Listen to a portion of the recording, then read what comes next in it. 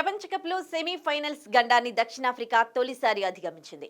Trinidad వేదికగా ఆఫ్ఘనిస్తాన్తో జరిగిన మ్యాచ్లో 9 వికెట్ల తేడాతో ఘన విజయం సాధించి ఫైనల్కు దూసుకువెళ్లింది.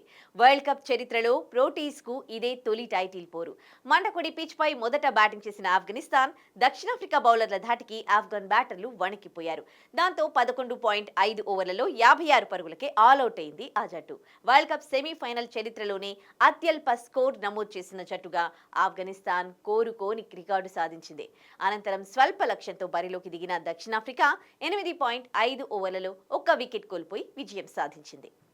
కాగా మ్యాచ్ అనంతరం సౌత్ ఆఫ్రికా కెప్టెన్ మార్క్రమ్ తమ జట్టు ప్రదర్శన గురించి మాట్లాడాడు. సమిష్టి పోరాటంతోనే ఫైనల్కు చేరుకున్నామని తెలిపాడు. టాస్ ఓడిపోవడం తమకు కలిసొచ్చిందని చెప్పాడు. ఒకవేళ టాస్ గెలిస్తే బ్యాటింగ్ ఎంచుకునే వాళ్ళమని, ఆ తర్వాత ఎలాంటి పరిస్థితి ఎదుర్కొనే వాళ్ళమో తెలియదని అన్నాడు. పిచ్ బ్యాటింగ్కు చాలా కఠినంగా ఉందని పేర్కొన్నాడు. ఇది జట్టుగా సాధించిన సమిష్టి విజయం. ఎంతో మంది ఆటగాళ్ల కృషితో గెలిచాం. అయితే అదృష్టవశాత్తు టాస్ ఓడిపోయాం. లేదంటే బ్యాటింగ్ తీసుకునే వాళ్ళం. బంతితో అద్భుత ప్రదర్శన చేశాం. సరైన ప్రదేశాల్లో వేస్తూ సత్ఫలితాన్ని సాధించాం. ఛేదనలో కాస్త అదృష్టం కూడా రావడంతో భాగస్వామ్యాన్ని నిర్మించాం.